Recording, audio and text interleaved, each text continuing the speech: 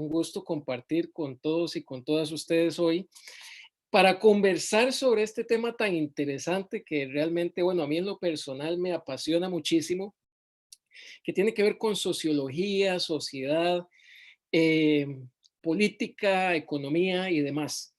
Muy basado, por supuesto, en todo el pensamiento del sociólogo y filósofo polaco Zygmunt Bauman, que falleció hace como 4 años, si no me equivoco, pero que nos dejó una gran cantidad de aportes teóricos, críticos, sociológicos y filosóficos sumamente útiles para interpretar los tiempos actuales.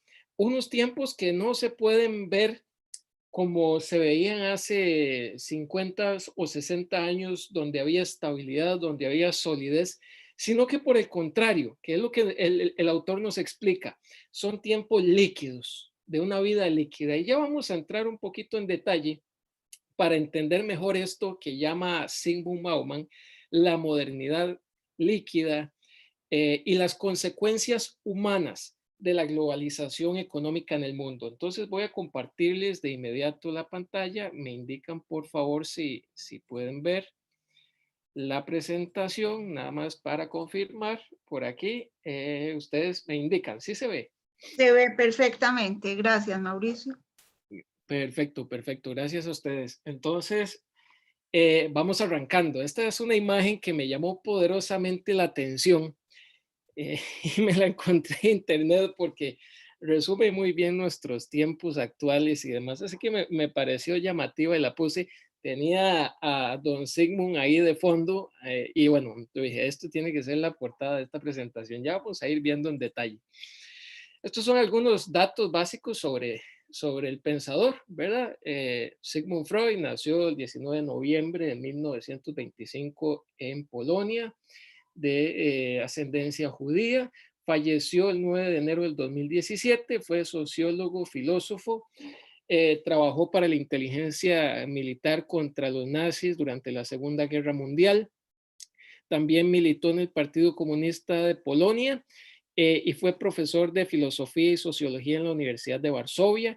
Posteriormente dio clases por toda Europa, se dedicó a escribir, a reflexionar sobre la realidad política internacional, los cambios del sistema económico global, y fue profesor también en los Estados Unidos. Entonces tuvo una gran trayectoria, Zygmunt Bauman, y realmente muy enriquecedora, valiosa de leer, de estudiar. Yo tengo varios años ya de estudiar su pensamiento, he leído sus textos, tienen profundidad y un análisis realmente crítico de nuestra realidad. Pero para ir arrancando, ¿verdad? Él nos habla de modernidad líquida. Bueno, entonces, ¿qué es la modernidad sólida? ¿O qué es esto de líquido y sólido? ¿Cómo entramos a esto? Y yo creo que aquí es muy importante volver y empezar desde el inicio. ¿Qué es y cómo nace la famosa modernidad? ¿Qué tiene que ver todo este cuento de la modernidad? ¿Qué época tenía? ¿De dónde surgió? Bueno, en fin, todos estos detalles que hemos estudiado a lo largo de los años y hemos repasado, pero que sí vale la pena tener claros y entender, porque es la base que luego detona la posmodernidad, la modernidad tardía o la modernidad líquida que llama Bauman. Yo hice este cuadrito, ¿verdad? Tal vez se ve pequeño, pero bueno, nos ayuda a ver en detalle precisamente que la modernidad es una época de cambios profundos y de cierta solidez. La modernidad tiene que ver, muy, muy, muy intrínsecamente con el renacimiento y la expansión de Europa, con la conquista de América. Aquí lo puse, el eje geopolítico del mundo cambia en el siglo XV y pasa del Mediterráneo como espacio vital estratégico, o más bien geoestratégico, al Atlántico, porque entonces llega Colón a América, descubren América, etcétera. Entonces ya esa noción del espacio cambia, y esto cambia también con el conocimiento y el auge del pensamiento y de la ciencia que viene con el renacimiento y la ruptura de la Edad Media.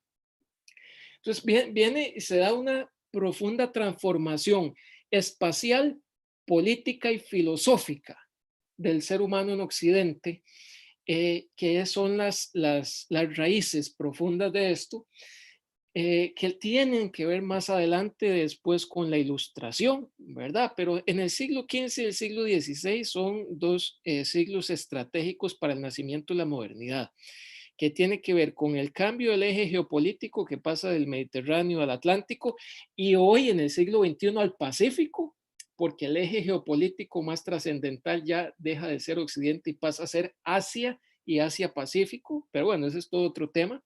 Tiene que ver con la conquista de América, la ruptura espacial con la Edad Media y con el inicio del proceso de lo preglobal a lo global. Muchos autores hablan que la globalización inicia desde aquellas épocas y bueno, hay muchas justificaciones teóricas y demás. Entonces, sí hay una ruptura, hay un cambio de lo preglobal a lo global. Con el Renacimiento tenemos el fin de la Edad Media totalmente, un amplio desarrollo científico del pensamiento humanista, de la cultura clásica griega. Nace también el capitalismo como nueva forma, emerge una nueva clase social que es la burguesía. Tenemos también a Lutero y la Reforma Protestante. Ahí viene también el nacimiento del individualismo extremo de la modernidad, que era el cogito ergo sum, pienso luego existo, René Descartes y el racionalismo, que es una época realmente profunda en cambios, que busca además conocimientos más certeros, avanza hacia la ilustración, por supuesto el famoso siglo de las luces en el siglo XVIII, la era del conocimiento y la razón, basado en el fortalecimiento de la cultura y los valores intelectuales de Europa. También se da el inicio de las revoluciones, por aquí tenemos la Revolución Francesa, que es una ruptura con el sistema político feudal, ¿verdad? La ruptura ya política con la Edad Media y el nacimiento de una nueva forma democrática y secular de administración política del mundo.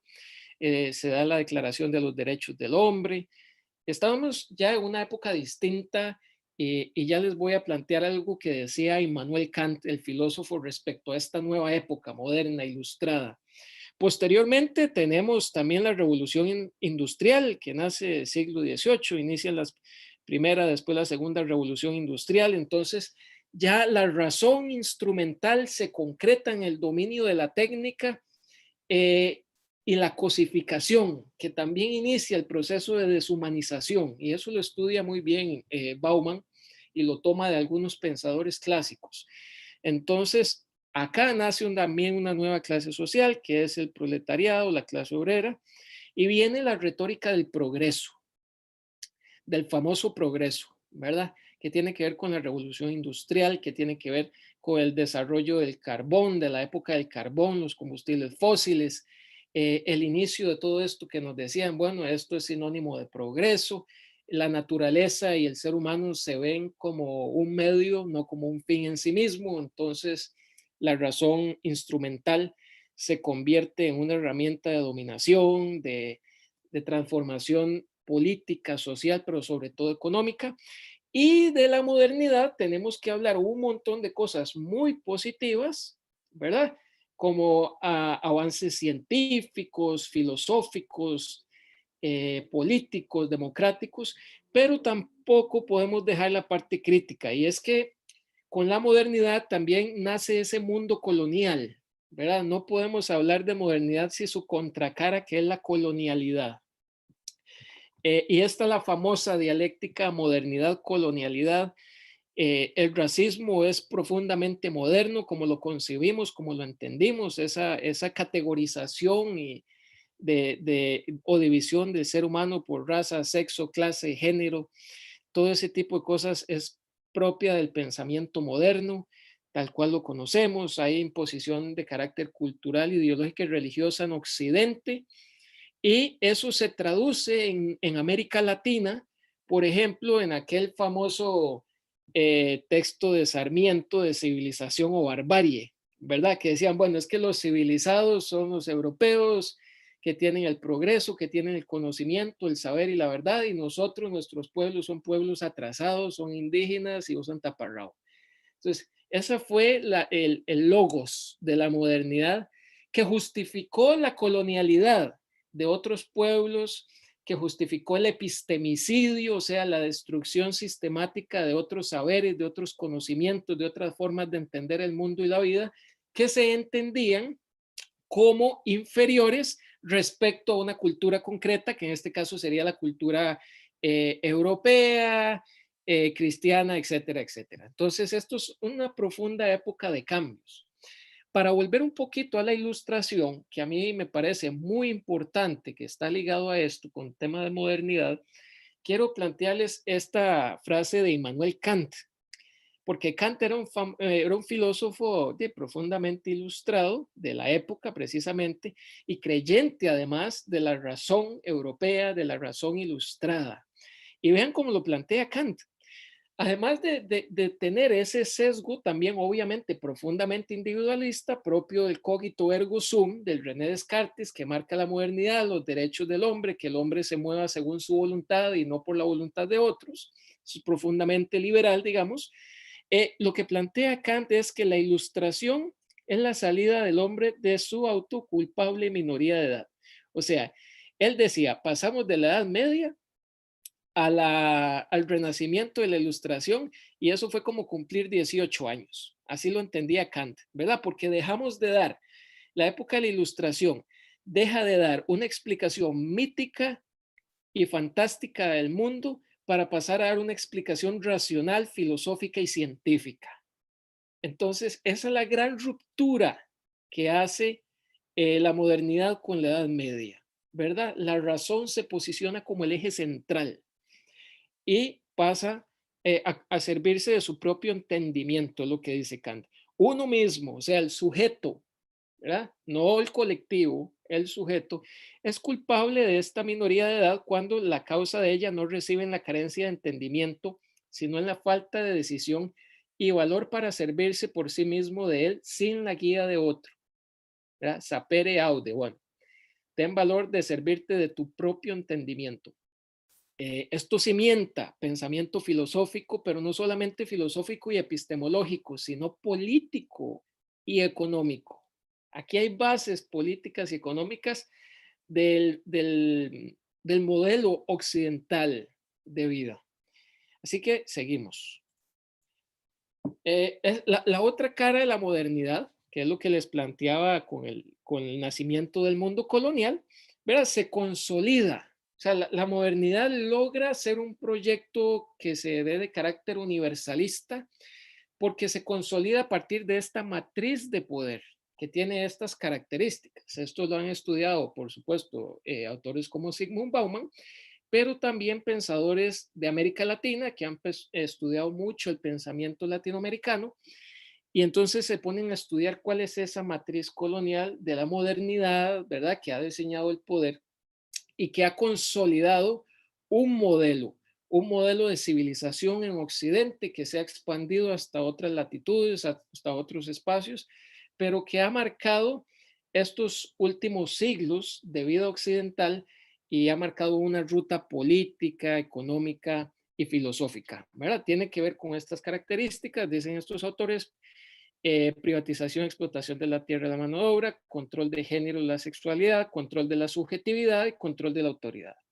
Con esas formas de trabajar, esto lo toman también en consideración porque los pueblos indígenas, los pueblos originarios, en el caso de América Latina, ¿verdad? Dicen algunos autores como Rodolfo Stavenhagen, que es sociólogo también, que lo que se dio fue una especie de colonialismo interno después de que nosotros nos independizamos de España y de Europa, porque los indígenas, o sea, lo que representaban los españoles para los indígenas, después de que nosotros nos independizamos, lo pasaron a representar el Estado-nación de los blancos, de los mestizos, ¿verdad? Contra ellos. Entonces, bueno, se dio toda una colonización del pensamiento, una construcción social de la realidad ideológica que consolidó una modernidad, ¿verdad? Siglos después, posteriormente, que es lo que estoy planteando por acá y es lo que nos plantea Bauman, en una modernidad sólida, ¿verdad? Una modernidad de certezas. La modernidad es eso, la ilustración buscaba eso, certezas. Una época de la disciplina, una época donde el conocimiento y la certeza lo daba la ciencia y la razón, donde había cohesión, donde había fuerza y formas definidas. ¿Verdad? No en vano puse esta fotografía de una familia tradicional, ¿verdad? Como se entiende, como la conocemos, que era sólida, que había relaciones personales estables, relaciones laborales que se daban de forma muy, muy clara durante muchos años. Existía un arraigo a la tierra, una identidad compartida, no solamente una identidad familiar compartida, sino de comunidad, de país, que da un sentido de pertenencia y además valores colectivos muy claros que tienen que ver con solidaridad, apoyo mutuo, confianza, respeto, orden y también reciprocidad. Esta era esa característica de la época donde, por ejemplo, si mi abuelo decía, ok, bueno, yo me voy a dedicar al negocio de la familia, podía hacerlo y se dedicaba toda la vida al negocio de su familia, se casaba, vivía en un lugar concreto, estable, desarrollaba su familia, ¿verdad? Había esa certeza en la vida, había esa seguridad. Eso es lo que precisamente Bauman llama la modernidad sólida, esa modernidad ligada a la era industrial, ¿verdad?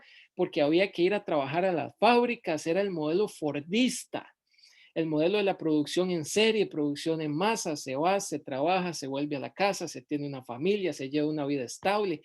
Era un modelo muy apegado a la tierra, al lugar donde se vive, donde se trabaja, y eso daba certezas, ¿verdad? Eso daba muchísimas, muchísimas certezas.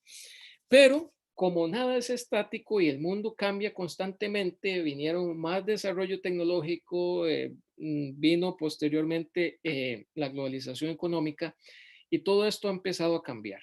Es lo que ya aquí plantea Bauman con modernidad líquida. Y aquí es donde ya empezamos a ver los detalles. De la modernidad sólida a la modernidad líquida. Aquí puse una foto, una imagen de la película de Charles Chaplin que se llama Tiempos Modernos, que es una película muy bonita, a mí en lo personal me encanta y una gran crítica a la sociedad industrial de la época. Y a la par, una noticia que salió hace unos meses en un periódico de otro país. Y dice, cambiaremos de profesión más de 2 veces a lo largo de nuestra vida. Ahí está la clave de la modernidad líquida y la diferencia con la modernidad sólida. Hace muchos años mis padres o mis abuelos podían estudiar, ir a la universidad, sacar una profesión y dedicarse a su profesión toda la vida tranquilamente y salir pensionados y tener una vida estable. Bueno, hoy nosotros las personas jóvenes eso ya no existe. Ya ese mundo se acabó para nosotros las personas jóvenes. Incluso ni siquiera tenemos la necesidad de vivir donde trabajamos, porque desde Costa Rica podemos trabajar para Australia, para Singapur, para Alemania, para Estados Unidos, para donde sea. Entonces ya ni siquiera el comprar una casa para nosotros los jóvenes, para vivir toda la vida como lo hacían nuestros padres, ya ni siquiera eso sueña, perdón, ni siquiera eso suena como a un sueño de vida, sino que más bien podríamos decir, bueno, me gustaría alquilar aquí porque ya no sé si me voy a aburrir de vivir aquí en 20 años y después voy a trabajar a otro lado o precisamente el trabajo que tengo me permite vivir 5 años aquí, 5 años en Suiza. Bueno, todas esas cosas son reales en el mundo de hoy y todo eso genera cambios profundos. Por ahí es donde va la modernidad líquida. Entonces, ¿qué es lo líquido? Lo líquido en nuestro tiempo, según Bauman, se caracteriza por una inestabilidad absoluta. Es un mundo donde el cambio, lo volátil, lo efímero, se convierte en exigencia e innovación, porque para el mercado se innova cada minuto y cada segundo se está innovando. Vienen nuevas tendencias, vienen nuevas corrientes de pensamiento, de economía, de negocios. Esto es un cambio absoluto y constante.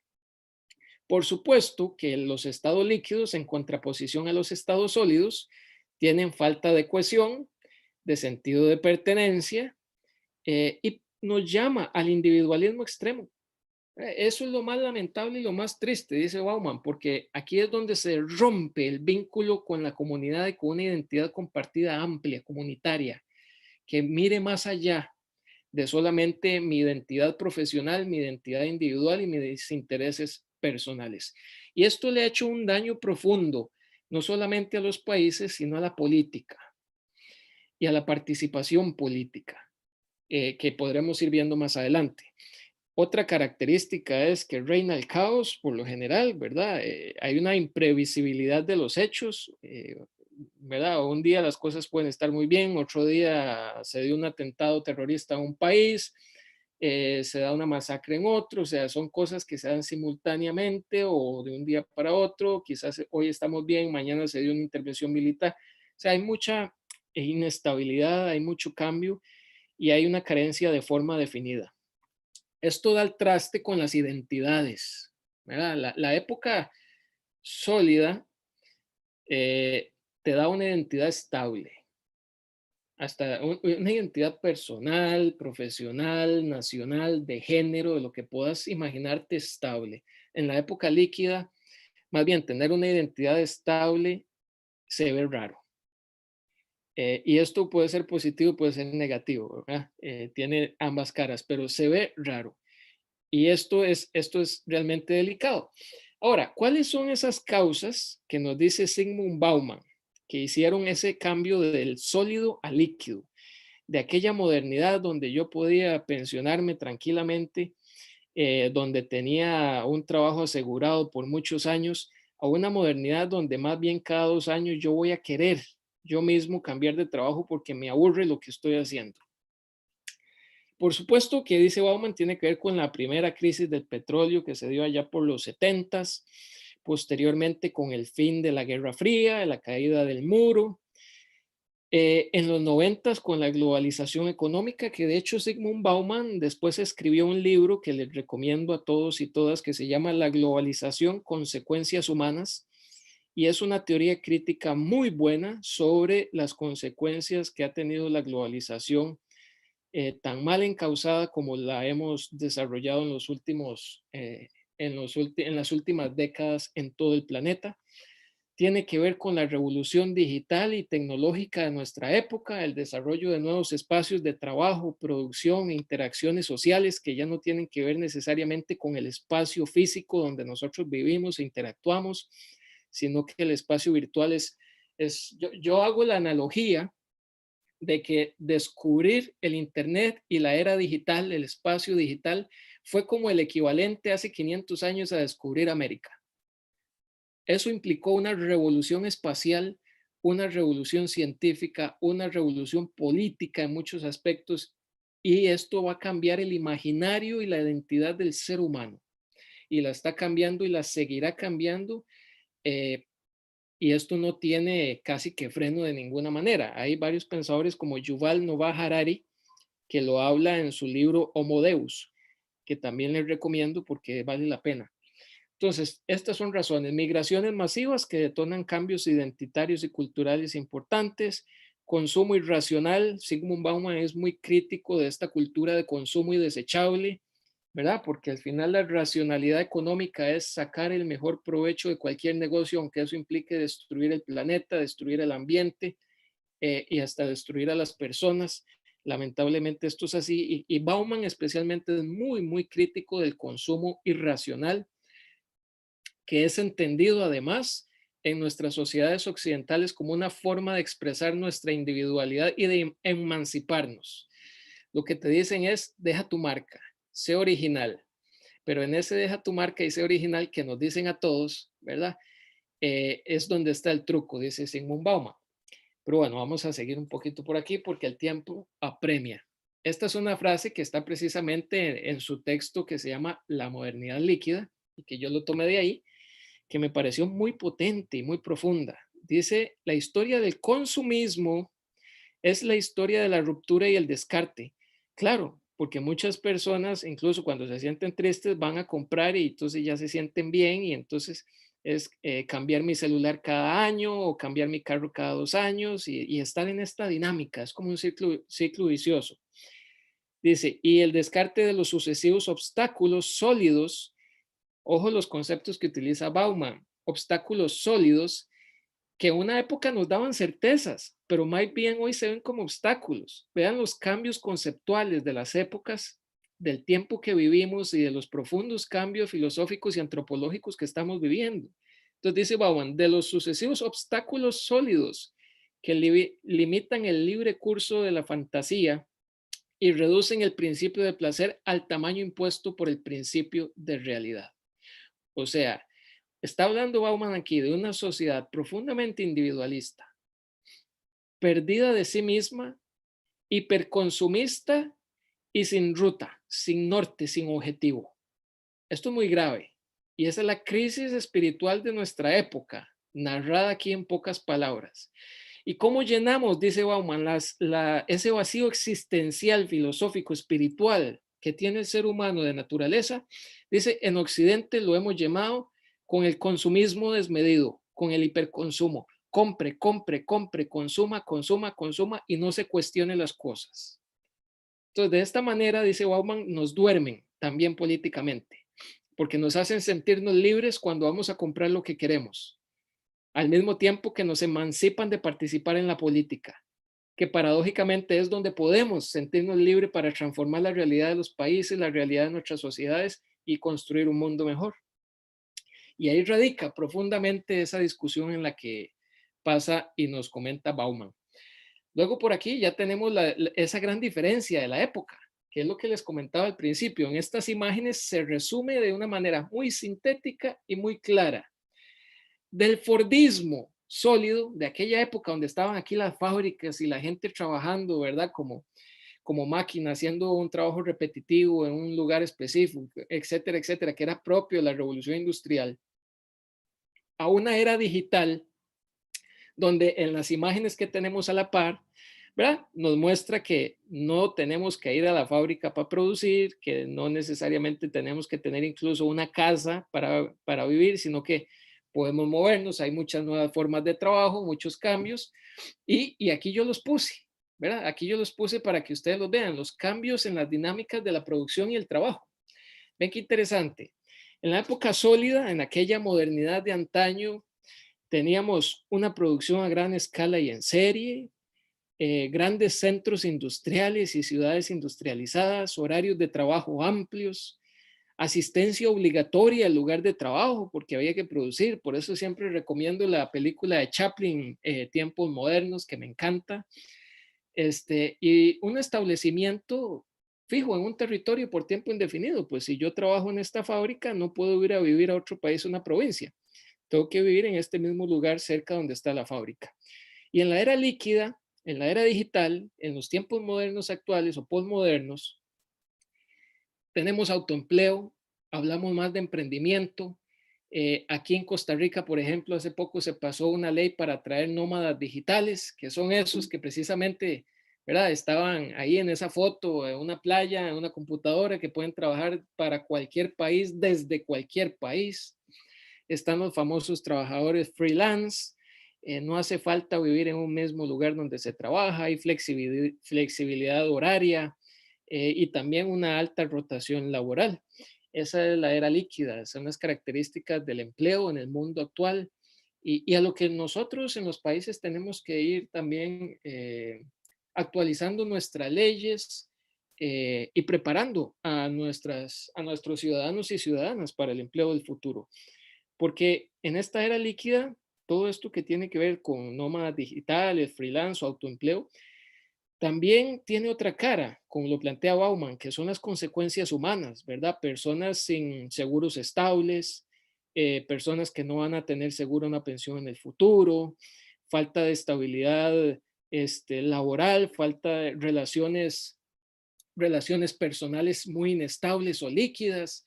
Bauman tiene otro libro que se llama Amor líquido, donde plantea que incluso el amor en tiempos líquidos es diferente, de verdad, no hay estabilidad emocional.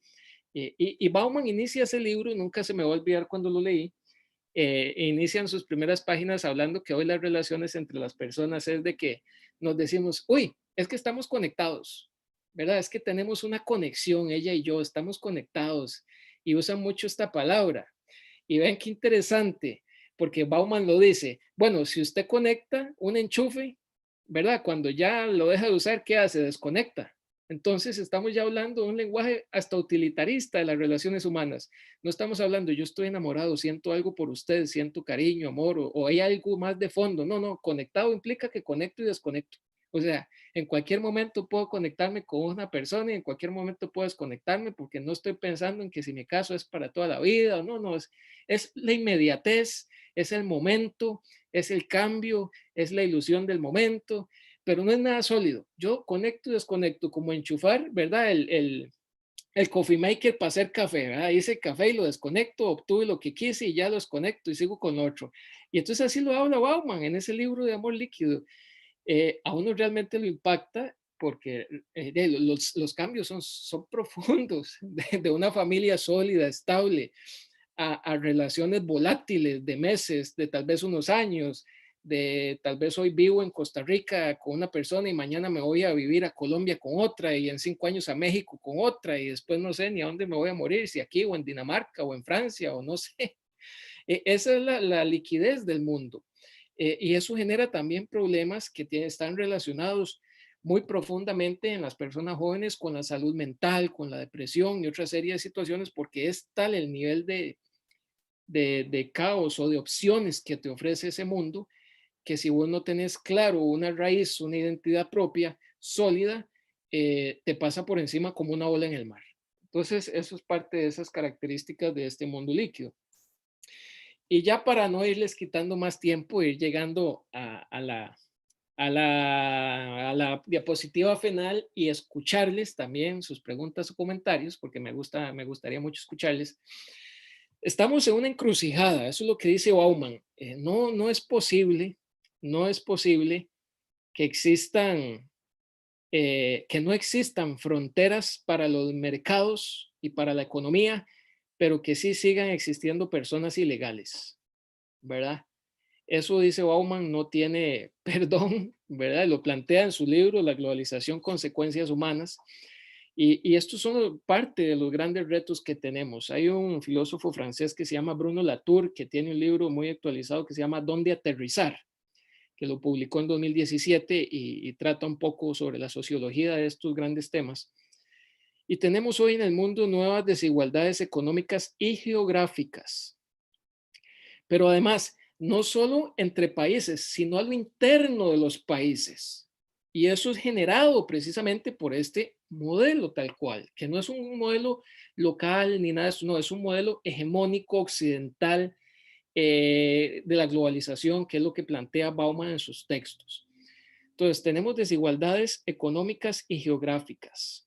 Dentro de los mismos territorios de nuestros países, de pronto tenemos una ciudad amurallada donde viven personas económicamente muy pudientes, al mismo tiempo a la par grandes, ¿verdad?, asentamientos o precarios o personas viviendo muy mal.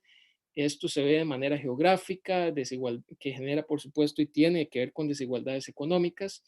Hay una pérdida de empleo por la sustitución tecnológica. Dice Yuval Noah Harari en su texto Homo Deus que probablemente en los próximos años surja una nueva clase social. Dice, producto de esta era digital y líquida, dice Harari.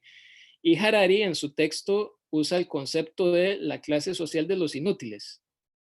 Y no es porque sean personas que no sepan qué hacer o no tengan qué hacer, porque ahí dentro de esa clase social, dice Harari, habrán personas muy preparadas de la misma manera en que habrán personas sin estudio, porque simple y sencillamente es que el sistema, ¿verdad?, con el desarrollo tecnológico y la suplantación tecnológica, ya no va a necesitar de ciertas personas, de ciertas profesiones, porque eso ya lo van a hacer máquinas y ya lo están haciendo máquinas. Entonces, Harari llama a esa la nueva clase social, digamos, de los inútiles, ¿verdad? No porque no sepan hacer algo o no quieran, sino precisamente porque el mismo desarrollo los está dejando relegados. Como les dije anteriormente, esto tiene que ver con ansiedad, ira, depresión y desesperación, que tiene una conexión muy cerca con la miseria y la pobreza. Esto hace que el descontento y el resentimiento social de grandes masas y grandes mayorías en todos los países surjan cada vez con más fuerza. Eso tiene impactos en la democracia, en el desarrollo de populismos, de políticas y posiciones extremas. que vuelven a nacer en diversas partes del mundo en respuesta a ese modelo hegemónico. Lo que les decía de mercados sin fronteras, pero personas ilegales. Tenemos una clara destrucción ambiental. Muchos autores ya hablan de colapso planetario, ¿verdad? Porque no estamos cumpliendo con las metas. La COP26 y todas esas cumbres son muy buenas, son muy importantes, van en la dirección correcta, pero hay poca acción y eso ya el planeta no espera. Hay una excesiva acumulación de riqueza en muy pocas manos y una pérdida del sentido de pertenencia, que eso cala muchísimo en los estados, en nuestros países, en todos los países del mundo, especialmente en aquellos con una identidad cultural más globalizada en los últimos años, porque las personas ya no se sienten necesariamente parte de un territorio aunque vivan en él, precisamente por la era digital. Por el otro lado, tenemos también oportunidades, ¿verdad? Que esto pues son nuevas herramientas para nuestros países que nos permitan traer inversión para vías de desarrollo. Por ejemplo, hay formas de producción de nearshoring, ¿verdad? De producción cercana a los grandes centros de desarrollo, producción de insumos digitales de alto valor agregado. Podemos ahí invertir y entendiendo cómo es la dinámica del trabajo y la economía del futuro, tomar decisiones políticas como políticas de Estado, no de gobierno, que cambien cada 4 años para poder visualizar cómo queremos trazar la hoja de ruta para la formación de nuestros compatriotas, atracción de nómadas digitales, reactivación económica. Esto también nos facilita un mayor intercambio cultural. Y el desarrollo de nuevas tecnologías, pues debería estarse enfocando, que es lo que también plantea Harari y muchos otros autores, por supuesto Bauman también lo planteó antes de morir, para el bienestar humano, la distribución de la riqueza y la protección ambiental.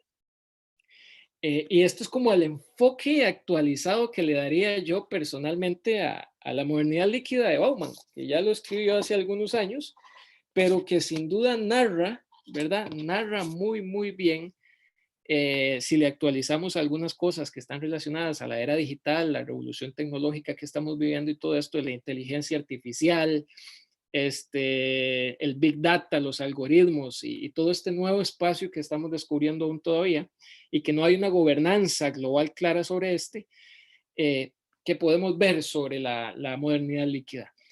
Yo creo que me quedaría por ahí para escucharles. No, no, ha sido todo un honor y bueno, por supuesto aquí estoy, ¿verdad? Para escuchar sus comentarios o sus preguntas. Muchísimas gracias.